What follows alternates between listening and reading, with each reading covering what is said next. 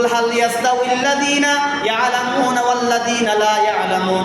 ও পয়গম্বর, আপনি বলে দেন যারা জানে আর যারা জানে না তারা উভয় কি সমান? না না, তারা উভয় সমান হতে পারে না।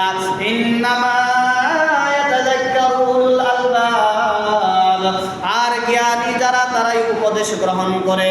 এই মর্মে আল্লাহ রাব্বুল আলামিন এই কথা জানা দিলেন, যাদের কাছে কোরআনের বাণী, হাদিসের বাণী, দ্বীনের কথা যাদের কাছে পৌঁছাইছে, যারা গ্রহণ করবে তারাই হলো জ্ঞানী, যারা গ্রহণ করবে না তারা জ্ঞানী নয়। আমি নিজেকে যতই পণ্ডিত ভাবি, আমি নিজেকে যতই জ্ঞানী ভাবি, আল্লাহর কথায় আল্লাহর কাছে আপনি জ্ঞানী নন।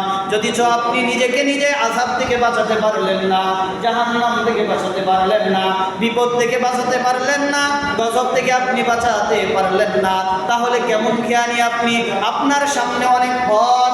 শয়তান আল্লাহ রাব্বুল আলামিনকে বলেন, আল্লাহ রাব্বুল আলামিন জানায়া দিলেন, ইয়া আইয়ুহাল্লাযীনা আমানু, হে ঈমানদারগণ।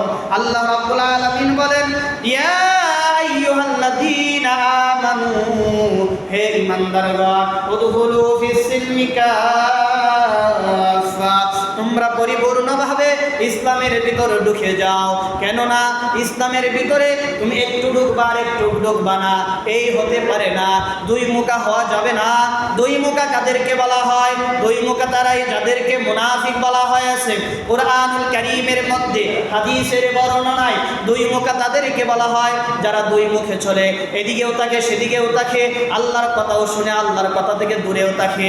মুনাফিকদের পক্ষ নেয়, কাফেরদের পক্ষ নেয়, মুসলিমদের পক্ষ নেয়, তাদেরকে মুনাফিক বলা হয়। আল্লাহ রাব্বুল আলামিন বলেন, ইন্নাল মুনাফিকিনা ফিদ দারকিল আসফালি মিনান নার, নিশ্চয় আল্লাহ তাআলা মুনাফিকদেরকে জাহান্নামের নিম্ন স্তরে পৌঁছায় দেবে। অসম্মানিত উপস্থিতি ভাই, আমি আপনাকে বোঝাতে চাচ্ছি, দুনিয়ার জমিন থেকে যদি একবার আপনি বিদায় নিয়ে নেন, তাহলে আল্লাহর আযাব থেকে কেউ রক্ষা পাবে না। অতএব দুনিয়া থেকে আপনাকে ঈমান আর আমল সঠিক করে নিতে হবে।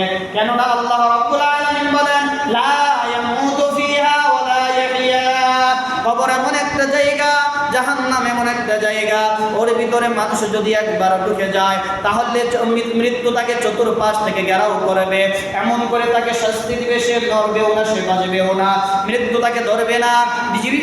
মানুষ সে এমনভাবে আযাবের মধ্যে থাকবে, আল্লাহ রাব্বুল আলামিন বলবেন কঠিন থেকে কঠিন তাকে আযাবে দেওয়া হবে, কিন্তু ওই আযাবের কারণে সে মৃত্যুবরণ করবে না।